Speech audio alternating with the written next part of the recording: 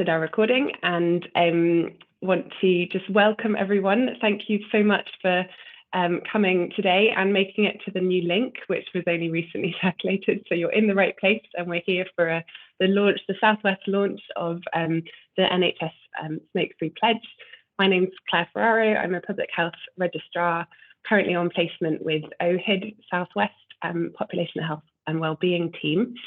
So it's good to see lots of you on the call. I know that there are several people that could not make it, and understand that there are significant pressures on everybody's time as well at the moment, not least that there is a strike, nurses strike happening today in some areas of the NHS. And I think we had quite a kind of tricky conversation and kind of tough call to make about whether we went ahead with today's session today, given that the strike is happening, and also that might cause pressures on other parts of clinical work. So thank you for coming in that context, and we are recording today's session for those people who can't make it at this time. But it felt important to go ahead, mainly just because it feels like there's often never quite enough time to talk about prevention. And yes, the NHS is in a lot of pressure at the moment, winter pressures, and now industrial action as well. And prevention is one of our tools that we have in our toolkit to talk about how we can relieve some of that pressure on health and care services. So particularly secondary prevention around treating tobacco dependency, which is what we'll be talking about today.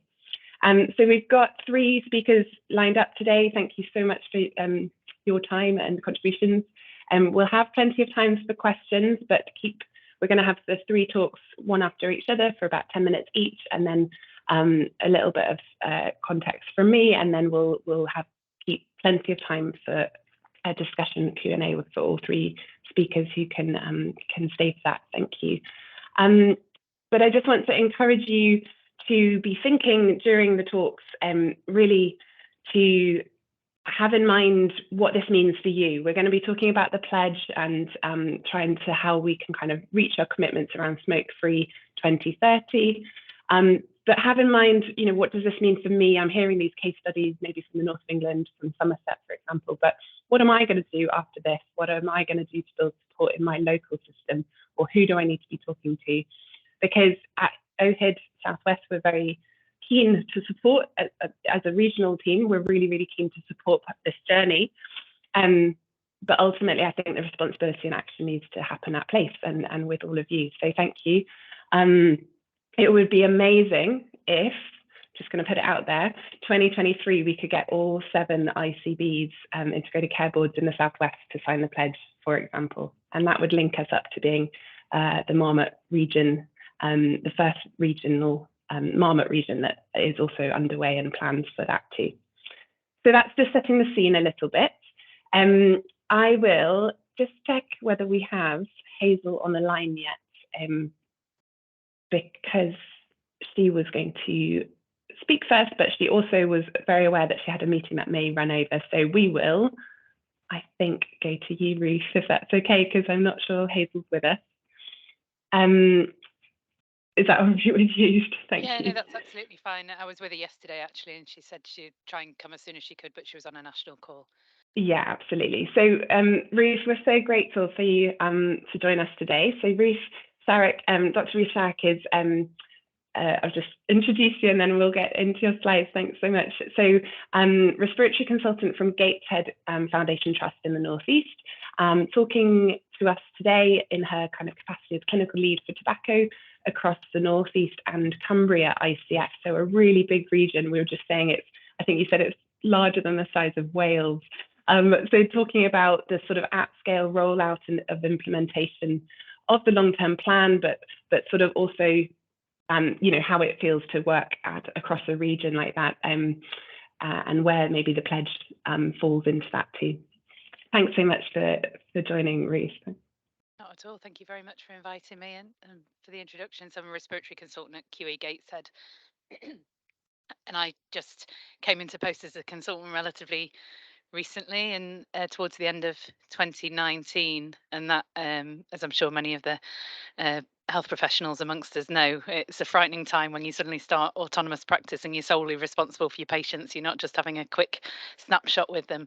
But it became apparent within weeks. Of course, it had been visible during training, but as I owned this group of patients, how many the predominant problems, respiratory problems, their COPD exacerbations that were bringing them into hospital every month, their lung cancer, their pneumonias that they were struggling to recover from, the respiratory failure needing NIV, all in a cohort of smokers where the single thing I knew I needed to give them, I didn't have access to in the hospital. And that was really stark. There were times as trainees where I'd worked in hospitals, maybe 10 years ago, where there had been in hospital smoking advisors, but most of them had been decommissioned. And so I started out on this journey just wanting to solve that problem for the patients. And we'll all have clinicians facing similar frustrations across our patch. And it's how you kind of tap into that. I think I made a nuisance of myself and an enduring voice asking for help, but there'll be people everywhere facing the same barriers and really wanting this support to be put where they need it.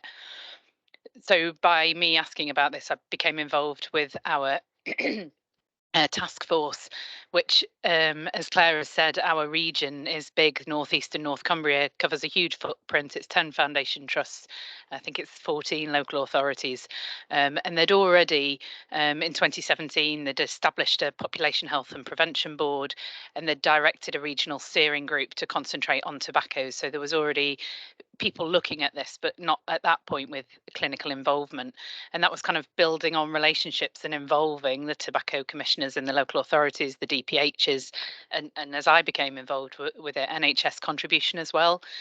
And we had a strategic manager for the region, Joanna Feeney, who's obviously gone on to work with OHID and who many of you probably know. And we had a programme manager for the Population Health and Prevention Board.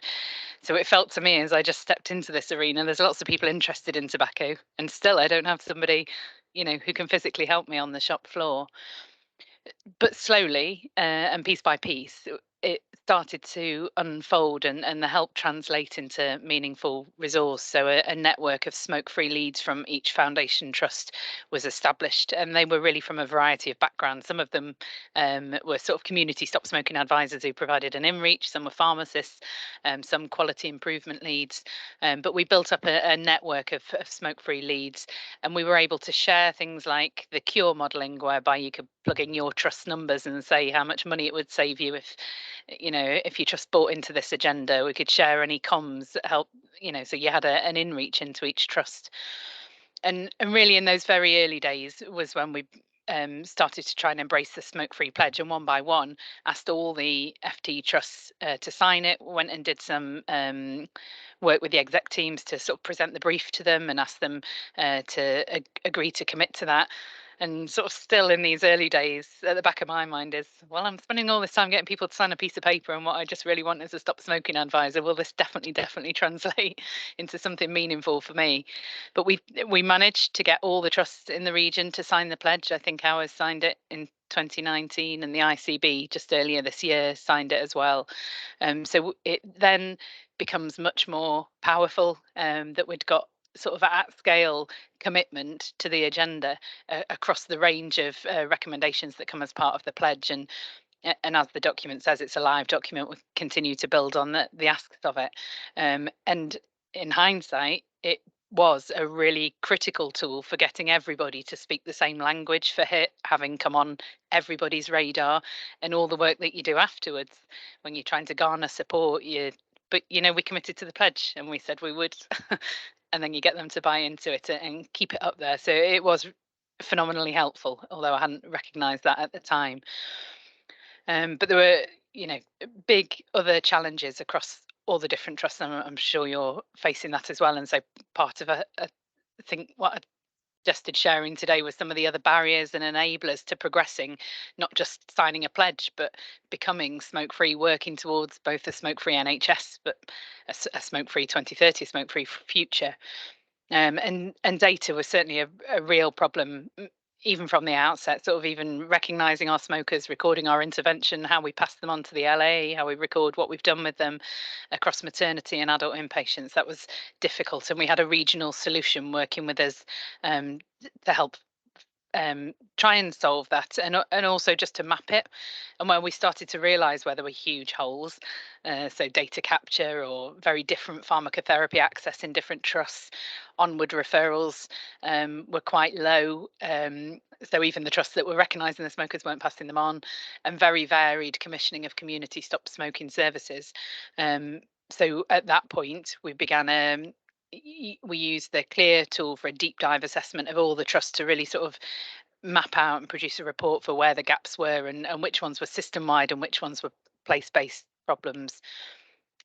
And with all this in mind, Joanna Feeney, who was the program manager at the time, kind of translated it into a roadmap of how we go from this position of having lots of barriers, how we move forward as the long term plan had been finalised, and it was clear that the funding amounts, we knew what they were and that they were going to flow and when, and that we could begin recruitment.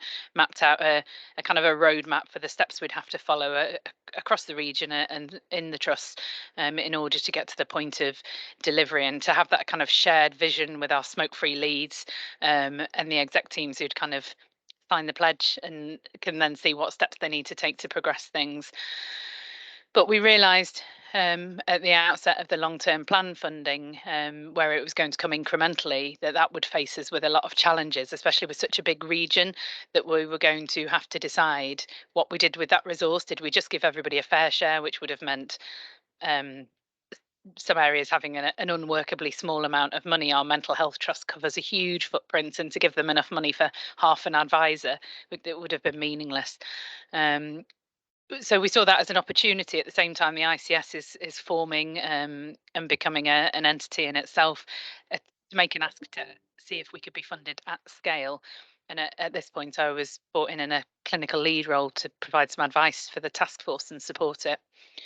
So we took the proposal to the accountable officers for the ICS and the provider collaborative, and back to those two people and back round again, and asked lots of times. But eventually we got permission and financial support from the transformation funds to top up the amount that was coming from NHS for the long-term plan, to make it 100% delivery immediately, as soon as any of the funds started to flow for both maternity and adult inpatients, so that we could deliver further, faster, at scale, which was really exciting and a phenomenal opportunity. And I think we were just very lucky with the timing, that ICSs wanted to have a project to back that it clearly ticks everybody's boxes in terms of health inequalities and reach, prevention, and easing pressures on trusts. I realise I'm preaching to the converted. We tried really hard, although the long-term plan's obviously just one aspect of smoke-free future, smoke-free NHS.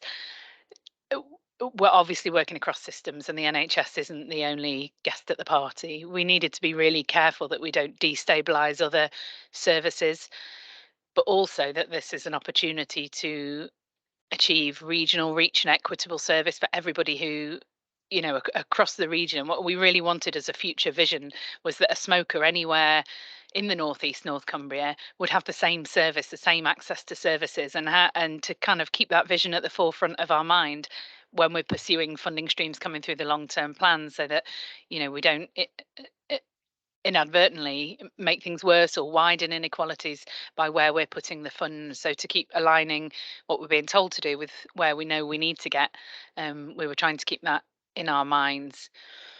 So as a region, we worked to provide as a task force, a comprehensive package of support. So things like job adverts for the tobacco dependency advisors, the job descriptions, the comms, the patient-facing material for all trusts has been developed with our smoke-free leads, and we've got a universal offering that they're all able to order and have access to, with just their own kind of trust logos on and their own contact details on. But it was kind of a first step into making sure that everything everywhere is the same, that people get the same message wherever they turn up, and it doesn't matter if they've gone to mental health services or maternity or the secondary care foundation trust, that the message and the narrative is the same.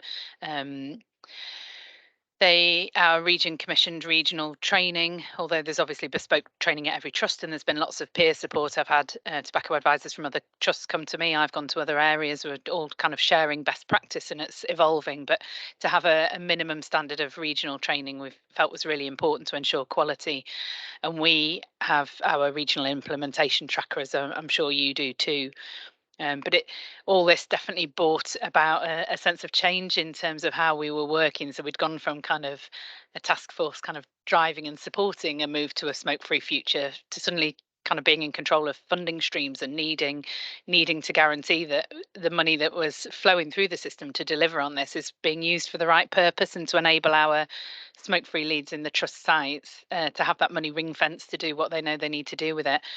So we developed service level agreements that have been committed to by all of our FTs just in the last few months to deliver on the measurables that we know they need to deliver on as part of the long-term plan. We're tracking the metrics by trust.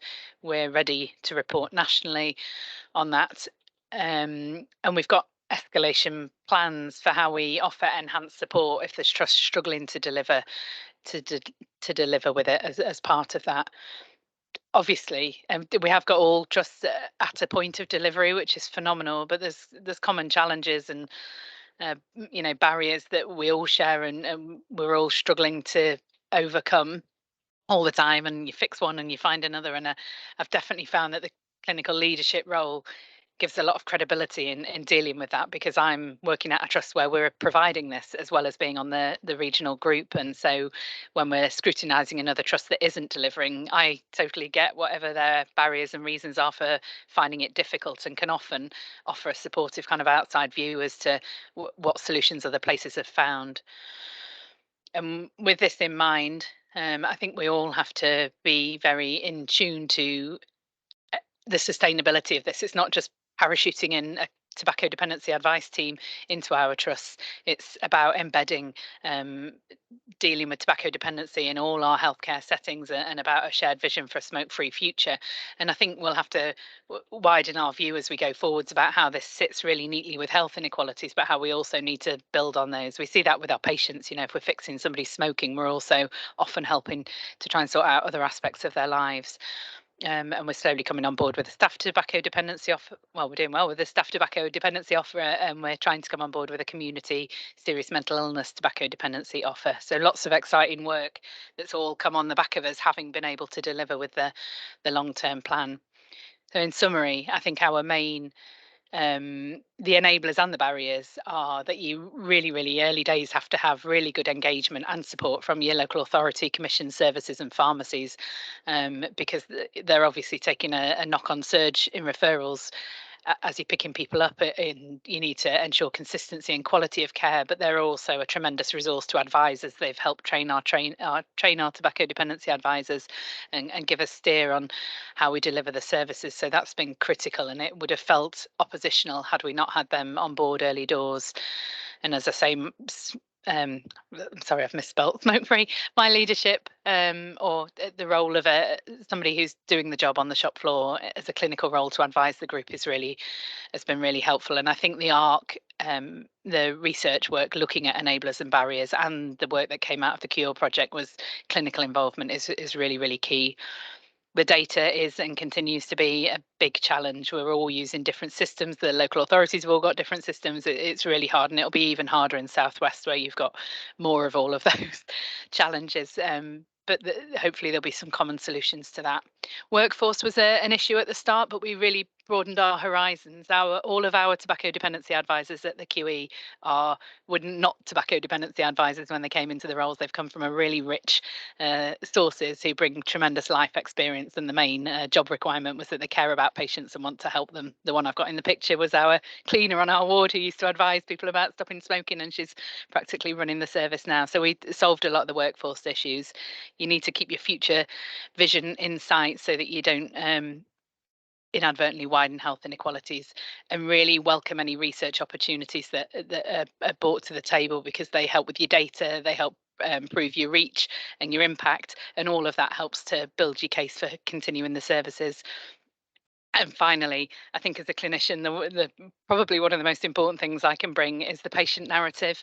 And every time I'm talking to a board or senior decision makers or fund holders, I can tell the stories of the patients that this makes a difference to every single day, whether we're lifting them out of poverty, making them live longer from lung cancer, stop them coming in hospital all the time with the COPD exacerbations. There's different ones every week. And the strength that that brings to the argument and to sort of refocus people's minds is really powerful. So another good reason to have a clinical involvement. Thank you, Claire. Sorry if I've overrun.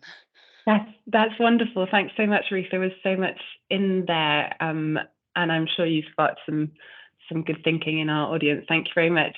We're going to move straight on to Martin's talk now, I think, from another case story, a different perspective. Martin's from, thank you, from Somerset Foundation Trust, who have recently signed the pledge. And then we'll come on to Hazel's talk after that for a more national picture around smoke-free ambitions. Yes, you're able to share your screens. Thank you very much.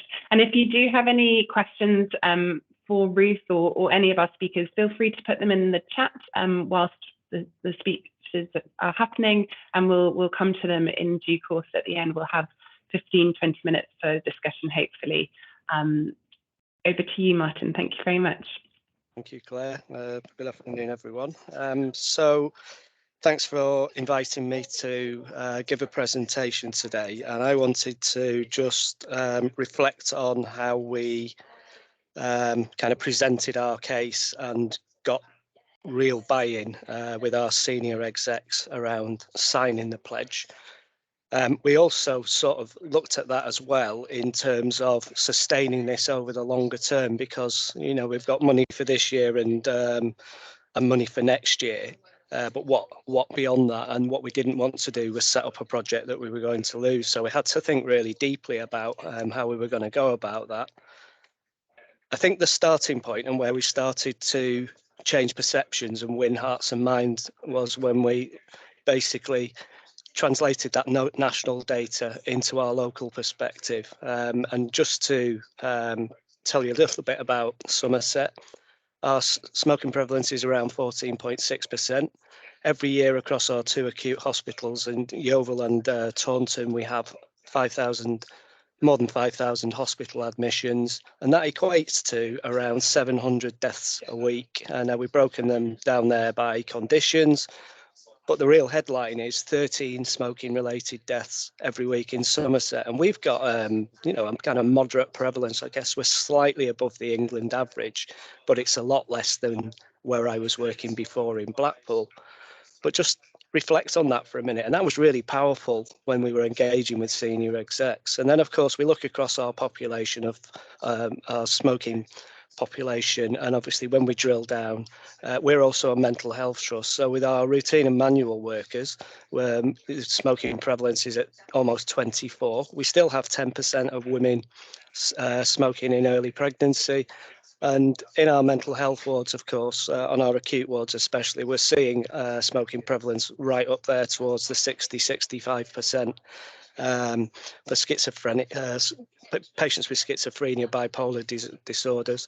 So every year across our whole health and social care system, we spend approximately 24 million, but our trust spends about £9.5 million every year on smoking. So this was our starting point. This was the local case, basically, about why we really need to do this. And then we thought, well, that's all very well, but what's the value in doing this work? What are the benefits of doing this work? So the first thing is, we're after a culture change around tobacco. It's not just come into hospital, treat, send them away. Hopefully they'll continue their treatment. This is about a big culture shift. And this is where we bring the long-term plan thinking in. It's about integrating tobacco treatment into our patients' routine care and getting everybody on board with this. And it's about commitment, isn't it, to tobacco, not just in the short term, but over the longer term. We needed this buy-in to support the overarching work that we're trying to do, not just in our own trust, but also with our partners at Somerset County Council and Somerset NHS Somerset, the ICS in other words. We want to increase not just want to tackle health inequalities, and we know about health inequalities in smoking, especially with our mental health community. We have 115 mental health beds, but it's also about increasing health equity. What's coming in the future? Core 20+5, and we know that smoking affects 5 of those core priorities. So, we're trying to kind of vision this and think, how can we make an impact? And I've got more slides on kind of how we've shifted our thinking. And essentially, what will this do? This will bring us, obviously, big health benefits for our patients if they quit smoking or reduce the harm, and big savings for the system over the long term. I think the starting point is that to do tobacco control, at first appearance, it can look like it's expensive, but you have to invest to get the benefits, and the benefits do arrive relatively quickly, but over time they really do accrue. So let's have a little think about kind of the cost of smoking to our trust. And if you look at all of these conditions here on the left, we can see that about 8 out of 10 of all our COPD admissions are smoking related. If we start looking at it's kind of the upper body cancers, we can see these really high numbers of admissions are due, and these are smoking related. Across coronary heart disease, we can see that as people age, essentially the proportion of those patients being admitted because of smoking increases, and the number of periodontal referrals we're getting and the interest we're getting from periodontal is really quite overwhelming in Somerset. And the reason is because almost half of their patients, smoking is a contributory factor to that. So in terms of all hospital admissions, all admissions basically due to smoking misses. So 16% of all our admissions, it's circulatory, are by smoking, digestive 20, respiratory 38, and nearly half of all cancers are linked to smoking. So that's quite powerful when we start to set it out in that way. When we start looking at treatments, this is cancer treatment, and we can see what happens what we're trying to say in this slide, if somebody continues to smoke, those diseases, cancer will progress through those stages, and look at the difference in the cost as we move through the stages. So it's expensive to treat smoking related illness, and that sort of got us, I think, into a place where we could start to not just talk about the health benefits, because that's number one. Obviously, in our case, it's about our patients, but in terms of the trust and why we really need to do this. BTS, I've done some really interesting work. I'd encourage everybody to have a look at this survey, and the kind of take-home message, I guess, is that by stopping smoking, those patients with COPD, we will see around a 40% reduction in the risk of hospitalisation. When I speak to execs, Somerset, I sit amongst the senior management team in the same office, and when we start a conversation about what do we need now, we need beds.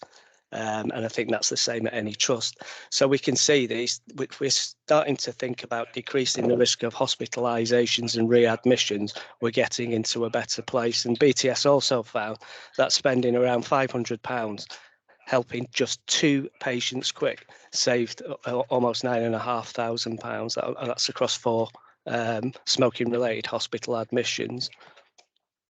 Emergency costs, I got this data, NHS pricing data. This is just to show you the cost. Just bringing somebody into hospital costs £400. If they're staying overnight, the costs are going up. If there's a surgical intervention.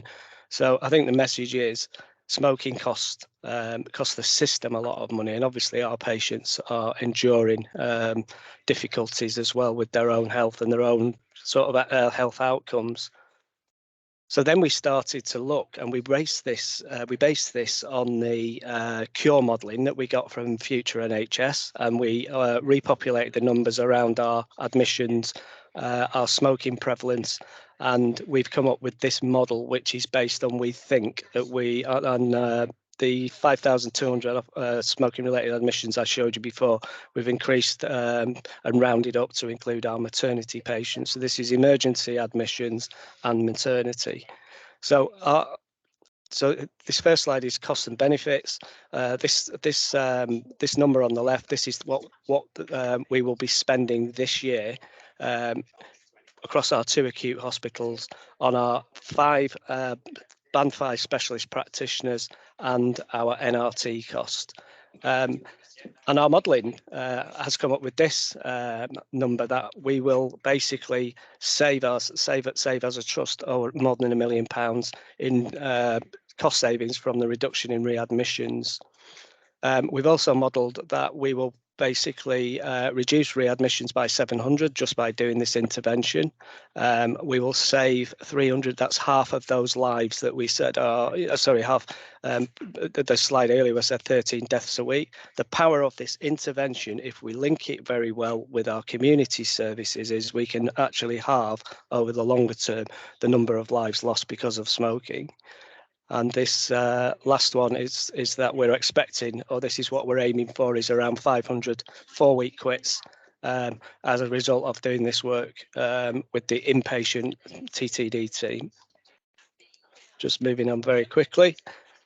But we're not finished. When we get to that point, we thought that's great, but there are emerging agendas out there. So we want to look at kind of what's the benefit of doing this work. So our ongoing work is based around cost per admission, cost of pharma versus patient per patient NRT versus the cost of vaping. And I've modelled this work essentially, and you can see here, for example, this is right at the other end of the scale. This is actually at that patient level. So our treatments range from the one nicotine replacement products at the top to 2 products down here. And we can see the most expensive treatment is a patch plus an inhalator. And over 12 weeks, that's coming out at around £500.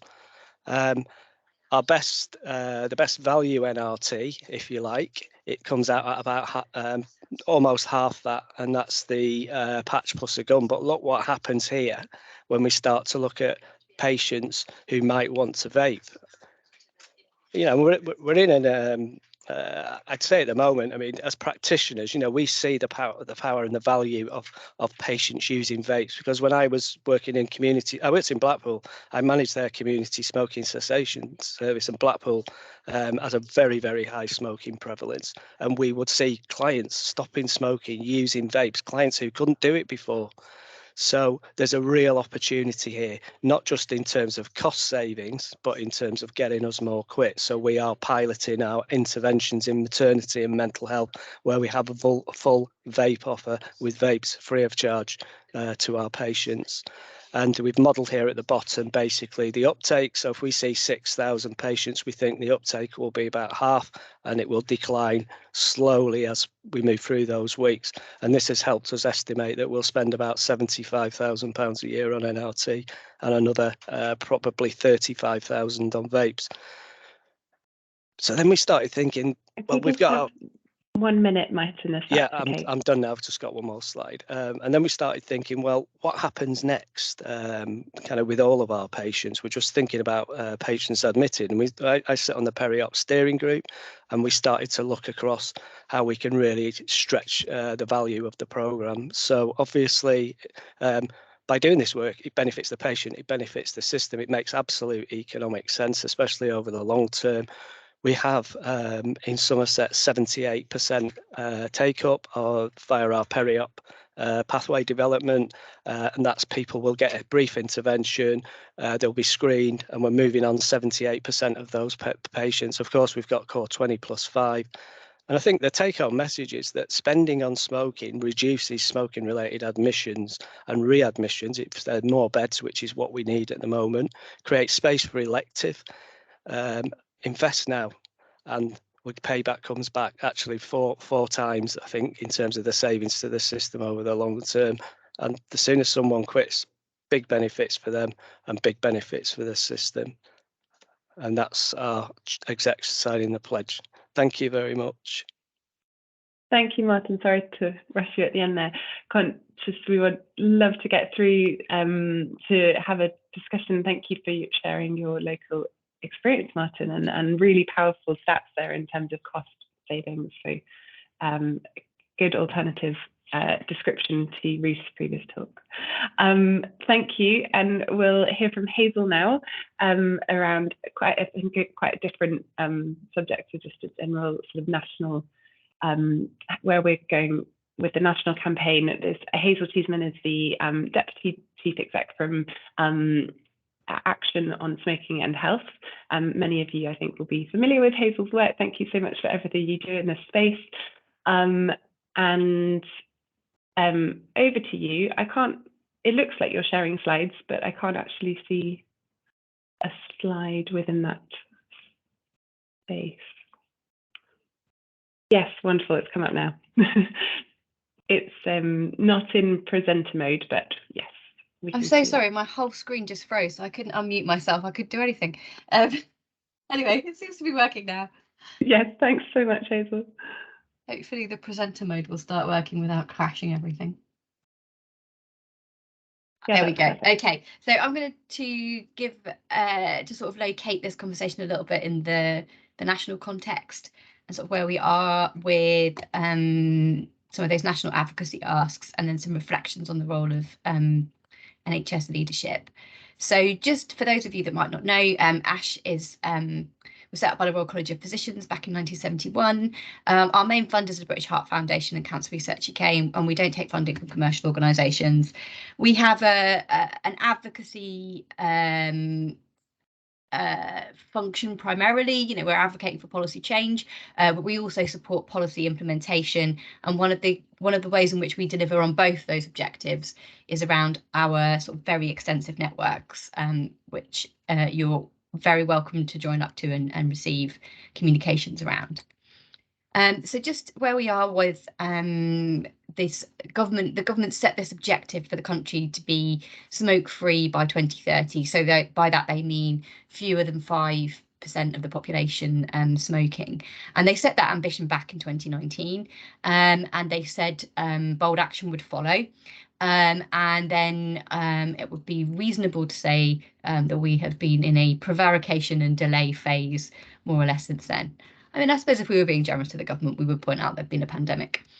Nonetheless, there was a commitment in 2020 to publish a tobacco control plan in 2021. Then there was a commitment when that didn't happen to publish in 2022, and the clock is ticking. And this is a headline from the Mirror this week, claiming from sources in Whitehall that perhaps there is no further progress on this.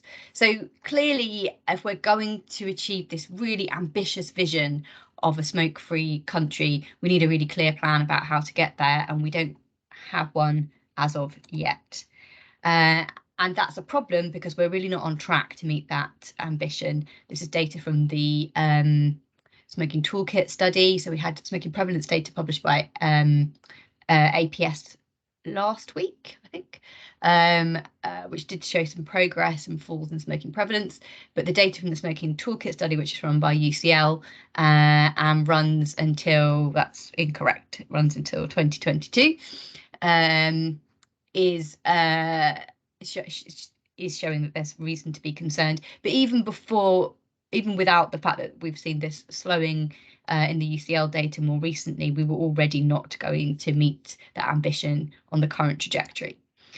And of course, many reasons why this matters is the very profound relationship between smoking and disadvantage, which I'm sure you're familiar with. Also, the fact that the government has a manifesto commitment to increase healthy life expectancy by 5 years by 2035, that simply can't be achieved unless we reduce smoking and meet the 2030 ambition, because of the very profound impact that smoking has on shortening life expectancy and the relationship with disadvantaged, the fact that smoking prevalence is so much higher in disadvantaged populations. So what is it that what does it take to kind of get there, and what's the NHS's position in that goal to achieve a smoke-free 2030? So we've argued, we produced a report for the All-Party Parliamentary Group on Smoking and Health, which set out a range of recommendations on this that were then picked up by the CALM review, the Independent Government Commissioned review, published earlier this year in June. And many of the recommendations in the OPPG report were in the CALM review. And essentially, these are the kind of the broad ambition that we need to have. We have to reduce inequalities, we need to reduce uptake, and importantly, we have to increase the rate and success at which people are quitting. We need funding to do that, and Ash has long argued that money should be levied from the tobacco industry on a polluter pays principle. So there are 5 areas where we really need action if we're going to really speed change, and the NHS, I argue, has a leadership role or a delivery role across these 5 areas. So I'm going to talk a little more about this on my next slide, but just to explain what I mean by these 5 areas. So regional tobacco control programs, the program, one of the reasons why Ruth and colleagues in the Northeast have been able to really hit the ground running on this agenda around embedding tobacco treatment services is the long running regional programme on tobacco called Fresh in the Northeast, which has been so important in kind of galvanising leaders and really shaping the agenda across the region, and also delivering activity across the region. And I was in Newcastle with Ruth yesterday as part of that piece of work, and the extent to which there is this very strong community that has the vision and leadership from a regional programme, it cannot be underestimated how important that's been. And I'll talk a bit more about where NHS organisations can get on board with some of that. Then we've got the really clear evidence that mass media campaigns really drive quitting activity. The fact that we've had a drop off in those mass media campaigns in the last decade plus is a real problem for motivating quitting in our population. And again, there is a potential role there for the NHS. And then the one where I think most people would feel sort of NHS delivery was probably most comfortable in this sort of service delivery space, really making sure that we have very significant access to quitting support across the system for the smokers who want and need it. Financial incentives to connect people to that cessation support is our 4th population level intervention. And those can vary. So we've obviously got very strong evidence base and strong buy-in around financial incentives for pregnant women. And NICE recently recommended that they be part of an offer to pregnant women, that the evidence was sufficiently strong for NICE to support that. But we've also seen other models for financial incentives which also appear to be quite interesting. And one of those is the provision of e-cigarettes, free startup kits for e-cigarettes, which both encourage people to kind of engage with the service, but also connect them with an effective quitting age, which is quite exciting and interesting. And then the final one is around the next layer of regulation that we need on tobacco. So what do I mean then when I say that there's a role for the NHS in all of these? So as I say, the regional tobacco programmes, we've had this very long-standing programme in the Northeast, but we've got programmes elsewhere, and they're growing in terms of the investment in there and the role that NHS is playing in investing in those programmes. So we're seeing investment coming in from the ICSs in the Northeast, being matched by local government funding.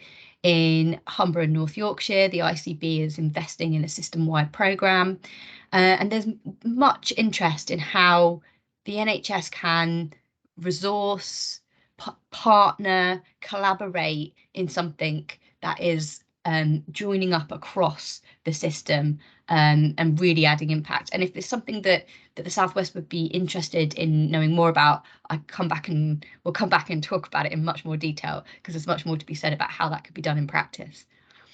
Mass media campaigns in Greater Manchester, in the Northeast, in Yorkshire, the NHS has funded some of these campaigns across those areas to really drive quitting behaviour.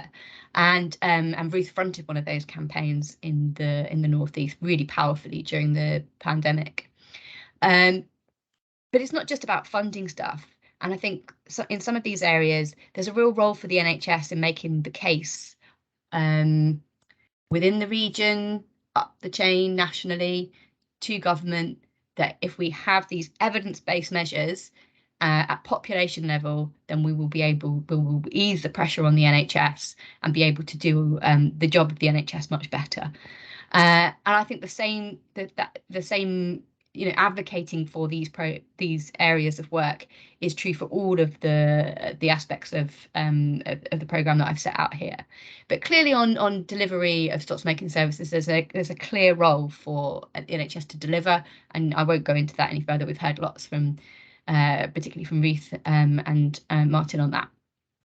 But also about sort of supporting and engaging local government partners who are obviously experiencing quite a lot of financial challenges right now and for the past few years and into the future. But really, thinking about how do we make sure that we have enough support in our system for smokers? How do we partner to make sure that's there into the future? As well as advocating nationally for the resource to really be able to make that happen. Financial incentives, where possible, I think it would be really, really positive to see these being better embedded into our delivery. But again, advocating for the financial resource and for the national programmes that can help deliver that, and as well on tougher regulation. But what I think it's sort of long lead in to say that NHS leadership is absolutely crucial. It's really crucial in what Martin and Ruth have been describing, but also in my kind of vision for what it is the NHS could get involved in. That leadership, signing up to the NHS SmokeFree Pledge. It's not just about signing a piece of paper. It's about showing visible leadership from the very top of an organisation that could cascade down to really enable that culture change that might be needed.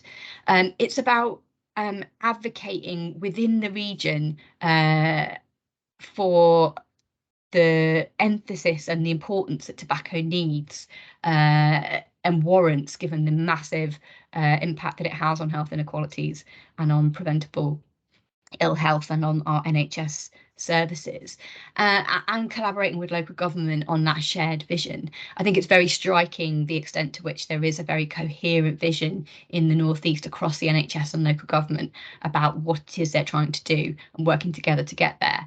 And as I say, advocating upwards and saying, look, for us in the South West, this action is really, really important. We are doing the things that we need to do within our ICB, within our trust, within our region, but national government, we need you to take action too. So what would it look like to have really powerful NHS leadership on tobacco? I think this really visible commitment from the top is really key. And I think we see that in many of the areas that are really kind of accelerating around embedding, addressing smoking and tobacco dependency treatment services within the NHS. They have this visible, committed leadership at the top and throughout organisations. And the pledge is a route to be able to secure this. Clearly, we need to see, the nuts and bolts being implemented. We need the tobacco dependency treatment services in place across all three strands, and going forward, the work in mental health and in staff services too. We need to see that the strategies and the plans that we're producing at various points in the system have these clear objectives, commitments, targets to address smoking. And I would hope to see that both on the prevention side and on the health inequality side across organisations. Also, the leadership to see those really creative partnerships with local government, that sense of a kind of shared purpose, a shared population, a shared objectives to help that population. And then where are the wider opportunities to address smoking? How can we do something that is bigger than just our trust, just our local authority? How can we work at system and regional level to really engage the gears and secure that vision of a smoke-free future? So I hope that was a slightly different take from the other presentations, but I hope it was useful. Absolutely, thank you, Hazel. Really complimentary, really clear message there around the strength of leadership that is required across all levels, national, regional and local. Thank you. Okay, so I'm I'm conscious slightly of time. We've got 10 minutes, 9 minutes, and I'm just going to go straight into questions. I had a little bit of a sort of summary of where we're at in the South West and readiness, but I think it's more important to hear from you in the audience in the call. Thank you for those who've been involved in the chat. We've had some really good discussion. Thanks, Ruth, for answering a few of those already. There's one question that I'm just going to come straight to from Seema Rahman, which has not, I don't think, been answered in the chat. So Seema, you're very welcome to come on off mute and ask your question directly. If you've got somebody in mind that you want to have that answered by, please let us know. And then for those others of you that have put a question in the chat and it may have been answered or not, feel free to also put your hand up and ask your question more directly if you'd like that to be answered. Thanks. Hi everyone, thank you so much. Really great insight into what you've been talking about today. I guess we've been talking a lot about the senior level leadership and the buy-in from right from the top, but doing the delivery on the ground and actually talking to people on the wards, doing the interventions and talking to people and behaving in that culture change. How can we work with that middle level management to try and force and embed the interventions that we want embedded within a hospital setting, which is where my background is, in acute setting. So really, to get that culture change, what can we do to get their buy-in? Because they are so busy and they have got so much more to do. But have you got any tips from anyone really that we can get more buy-in from them? Thank you, Seema. I wonder if Ruth or Martin might want to answer in your experience around middle leadership, middle managers, leaders. Yeah, I'll try if that's all right. I'm sure Martin's got his experience as well. I think you're right. You absolutely have to have someone as kind of an operational lead on this, and we didn't have anything within our existing infrastructure, I guess partly because of the state the NHS was in, that all the we had a medicine manager who was so distracted by COVID and bed pressures we would never have got a look in. So as part of the funding coming before we were ready to implement, we translated some of that into developing an operational manager who was actually a public health midwife. So used some of the available resource, and with her in place we were then able to be more creative with other resource. So because some of the long-term plan funds for maternity tobacco advisors have been used to pay for her, we used maternity care assistant. You know, having somebody on the site dedicated to that role across maternity and acute allowed us to be creative with where we got additional funding streams from, and really as a clinician stepping into a managerial role completely got the importance of it and why we needed to keep this on the agenda, even though everybody else is trying to put out the COVID fires or the bed pressure fires, or so we had to create that capacity. It wasn't there. I'm not sure how Martin solved that problem. Yes, so obviously it's trust specific. This is my fourth TTD program that I've worked on, and I think the starting point for a lot of wards is they've seen some sort of an intervention before and it's gone. So I think there are trust issues there, and I think it's, you know, we shouldn't underestimate those. Really, really important that you have a smoke-free steering group, and that should be an operational group, and that's people who can get things done. I think the most important tool you've got is your presence on the wards, and the fact they'll see a team operating, they'll see that you're available, and you can have those conversations with people when you've got that presence on the wall. Because if we're just sort of pitching in with information now and again, and there's no follow-up, people don't take that on board. And I've found that we've really made big breakthroughs through having that presence and following it up. And then there's Seema and I spoke about this week. I would love to do a 3-hour smoking mental health and harm reduction training for all our ward staff, but the practical reality is that they won't do that. So what we've done, for example, with our VBA, we're offering it digitally, we're offering it in person, we will offer it in any format, and we have a 20-minute version for senior clinicians, and we have up to an hour. So it's about adapting and with your resources to fit the time, because the pressures on our wards at the moment are absolutely off the scale. You know, we walk around the hospital, there's people in in corridors. We've got 5, 6, 7 ambulances outside. Staff don't get any breathing time. So we need to be responsible, and I think we need to be agile. So it's all about agility, I think. Thanks, Martin. And let's bring Russ in. You have a question. Yeah, sure. Thank you very much. Brilliant presentations. Thank you to everyone, and big thank you to Claire for putting this on. This question is for Hazel, I suspect, mainly. The pledge is backed by some real heavyweight organisations. That's one of the things which is really powerful about it. Medical Royal Colleges, NHS England, Association Director of Public Health, etc. Just wondering how that relationship builds, because what also strikes me is one of the beauties of the pledge is the more people that sign it, or the more organisations that sign it, and then publicly declare it, it gets bigger. It has a snowball effect to make it a bit more Christmassy as the time of year. I'm just wondering if you there's 2 questions in there, which is, do you review that relationship with those organisations in terms of updating them and helping, I guess, leverage the prominence of those organisations behind it, as well as how can we maximise the public commitment element and amplify that to get the most out of that? Yeah, really great question, Russ. And there's and as you point out, there's basically 2 levels to that communication. There is that the communication opportunity that is within the trust across the ICB, whichever the organisational opportunity to promote your commitment to tobacco control and smoking cessation to the smokers in your community, and to do that really publicly and to kind of galvanise the organisation in that way. But also, as you say, it's about the collective and how that kind of gathers momentum and makes the case nationally. And absolutely, so every organisation that tells us that they've signed the declaration or the pledge, the local government declaration being the sister document, goes up on the website. We then are able to use the weight of that commitment when we are talking to ministers, when we're talking to senior people within the NHS, when we're talking to the Chief Medical Officer, who, as you point out, is he's on the local government one, actually, isn't he? Not on the NHS one. And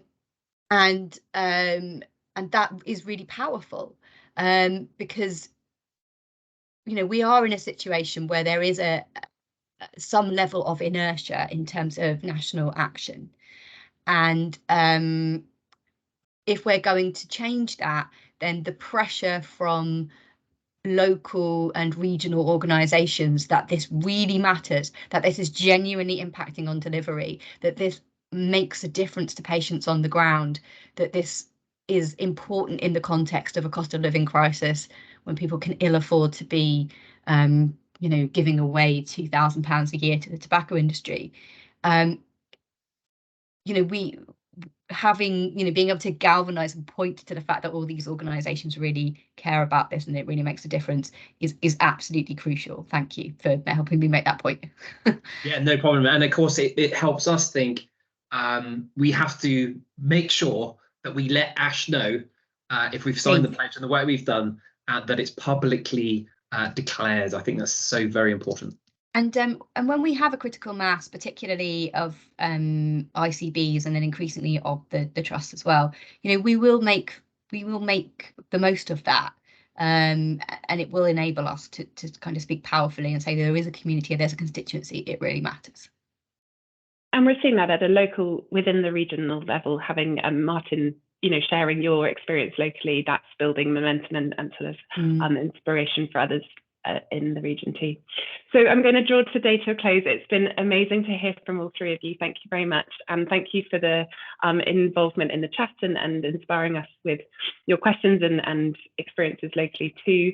I am here in OHID South West for another couple of months, but on placement, but Russ is here much longer than that, and we are very happy to support. So if you have identified some things that you'd like us to help you with in region, please get in touch by email, or we can have further conversations. There will be more along the journey to help towards building this momentum and pledge, and then the implementation that comes from that. Thank you very much, Hazel, for your email address, and have a good rest of the day. Thank you, and happy Christmas when it comes.